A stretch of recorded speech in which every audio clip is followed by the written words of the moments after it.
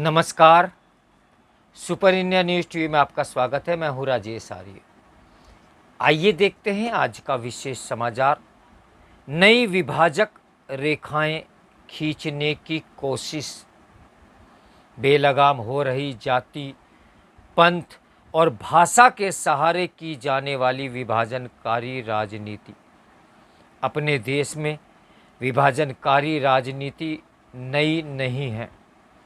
हम भारतीय तो इसे विस्मृत कर ही नहीं सकते कि किस तरह इसी राजनीति ने भारत का विभाजन कराया। तब केवल हिंदुओं और मुसलमानों को दो अलग अलग कौम यानी राष्ट्र ही नहीं बताया गया था, बल्कि हिंदू और उर्दू में भी भेद पैदा कर यह साबित करने की कुचेष्टा की गई थी कि उर्दू मुसलमानों की और हिंदी हिंदुओं की भाषा है। ऐसी ही विभाजनकारी राजनीति नए सिरे से फिर सिर उठाती दिख रही है। यदि कोई यह कहे कि भारत में अन्य भारतीय भाषा भाषियों पर हिंदी को न केवल थोपा जा रहा है, बल्कि तमिल, तेलुगु, कन्नड़ आदि बोलने वालों से यह भी कहा जा रहा है कि उनकी भाषा, उनकी संस्कृति, उनका खान पान कमतर है, तो यह हर दृष्टि से एक विभाजनकारी और वैमनस्य पैदा करने वाला बयान है।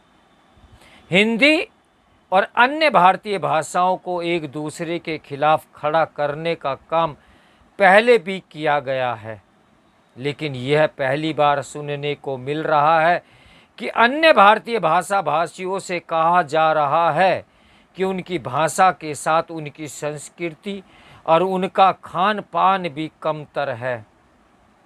अब कहना कठिन है कि राहुल गांधी के पहले भाषा को लेकर इतनी बेतुकी और भड़काऊ बात किसने कही थी।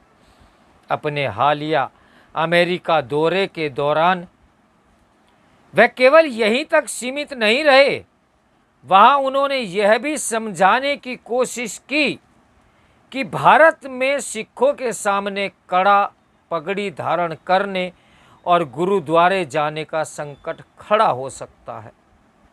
इसका विरोध हुआ तो उन्होंने पंजाब कांग्रेस के नेताओं प्रताप सिंह बाजवा और चरण सिंह चन्नी को अपने कहे को सही ठहराने के लिए मैदान में उतार दिया। सुपर इंडिया न्यूज़ टीवी इस बात को पिछले समाचारों में भी इंकित कर चुका है। इस दौरान प्रताप सिंह बाजवा यह बोले कि केंद्र सरकार ने पंजाब की आर्थिक नाकाबंदी कर रखी है और चन्नी ने यह समझाया कि मोदी सरकार पंजाब की खेती को नष्ट करना चाहती है। ऐसे बयान खालिस्तान समर्थकों के मन की मुराद पूरी करने वाले ही हैं। और यह आश्चर्यजनक नहीं कि खालिस्तानी आतंकी गुरपतवंत सिंह पन्नू ने राहुल गांधी के बयान से सहमति भी जताई। इसके बाद भी पिछले दिनों राहुल की ओर से यही कहा गया कि उन्होंने अमेरिका में सिखों को लेकर जो कुछ कहा था उस पर वह कायम है। इसके पहले जब वह जून 2023 में अमेरिका गए थे, तब उन्होंने कहा था कि भारत में अल्पसंख्यकों और SC/ST समुदाय को निशाना बनाया जा रहा है। तब वह कांग्रेस के सांसद भर थे, अब नेता प्रतिपक्ष भी हैं। राहुल गांधी पिछले कुछ समय से जाति गणना पर भी जोर देने में लगे हुए हैं। कांग्रेस के साथ अन्य अनेक दल भी जाति गणना की मांग कर रहे हैं और अब तो राष्ट्रीय स्वयंसेवक संघ ने भी कह दिया है कि जाति गणना होती है तो इसमें कोई हर्ज नहीं। पता नहीं कि जनगणना के साथ जाति गणना होगी या नहीं, लेकिन यदि कोई यह समझा रहा है कि इससे देश की सभी समस्याओं का समाधान हो जाएगा, तो ऐसे होने वाला कभी नहीं। इसके बाद भी यदि कोई ऐसा ही मानकर चलता है तो उसे ऐसा मानने से रोका नहीं जा सकता। लेकिन जाति गणना की मांग करते हुए यह माहौल बनाना शुद्ध विभाजनकारी राजनीति है कि दलित छात्र इसलिए फेल हो जाते हैं क्योंकि ऊंची जाति के लोग प्रश्न पत्र तैयार करते हैं। अपनी भारत जोड़ो यात्रा के दौरान राहुल गांधी ने यह कहानी सुनाई थी कि अमेरिका में IIT जैसी एक परीक्षा में अश्वेत अच्छा प्रदर्शन नहीं कर पा रहे थे क्योंकि प्रश्न पत्र श्वेत लोग बनाते थे। फिर एक बार अश्वेतों ने प्रश्न पत्र बनाया तो सारे गोरे फेल हो गए। ये काल्पनिक कहानी सुनाने के बाद उनका कहना और भी था कि अगर IIT में अपर कास्ट लोगों के बनाए प्रश्न पत्र के कारण दलित छात्र फेल हो रहे हैं तो एक बार दलितों से प्रश्न पत्र बनवा कर देखें। भारत में जाति के सहारे जातीय वैमनस्य फैलाने की राजनीति पहले भी होती रही है। अनेक दल ऐसे हैं जो जाति आधारित राजनीति करने के लिए ही जाने जाते हैं। जाति की यह राजनीति अब ऐसे दौर में पहुंची दिखाई दे रही है कि हर किसी की जाति खोजी जा रही है और यहाँ तक कि अपराधियों की जाति का उल्लेख कर ये माहौल बनाया जा रहा है कि उनके साथ अन्याय किया जा रहा है। यह माहौल कुछ इस समय बनाया जा रहा है कि विभिन्न जातियों के बीच वैमनस्य पैदा होने का खतरा उभरने लगा है।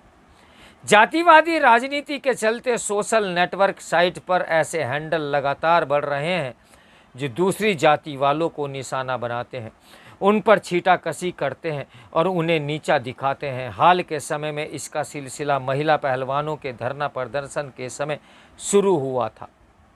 लोकसभा चुनाव के समय इसने अन्य जातियों को भी अपनी चपेट में ले लिया। लोकसभा चुनाव खत्म हो गया लेकिन यह सिलसिला थमने के बजाय और तेज होता दिख रहा है। अब इसमें SC ST आरक्षण में उपवर्गीकरण के समर्थक और विरोधी भी शामिल हो गए हैं। खतरा इसका है कि जातीय बैरभाव कहीं इंटरनेट की दुनिया से निकलकर जमीन पर न उतर आए। जातियां भारतीय राजनीति की एक सच्चाई है लेकिन इसका यह मतलब नहीं कि उन्हें एक दूसरे के खिलाफ खड़ा किया जाए और उनके बीच वैमनस्य पैदा किया जाए। ऐसा लगता है कि भारतीय समाज की पुरानी विभाजक रेखाओं को कुरेदने के साथ नई विभाजनकारी रेखाएं खींची जा रही है। विडंबना तो यह है कि जो विपक्षी दल भाजपा पर विभाजनकारी राजनीति करने का आरोप लगाते हैं वे खुद ऐसी ही राजनीति न केवल खुलकर कर रहे हैं बल्कि उनकी धार तेज भी कर रहे हैं। ऐसी गंदी हमारे देश की राजनीति हो गई है। पहले लोगों को जातियों में बांटा और अब इंसानियत के टुकड़े टुकड़े करने पर आमादा है हमारे यहाँ की राजनीति। तो मेरे साथ बने रहें सुपर इंडिया न्यूज़ टीवी की ब्रेकिंग न्यूज़ के लिए। नमस्कार, मैं हूँ राजेश आर्या।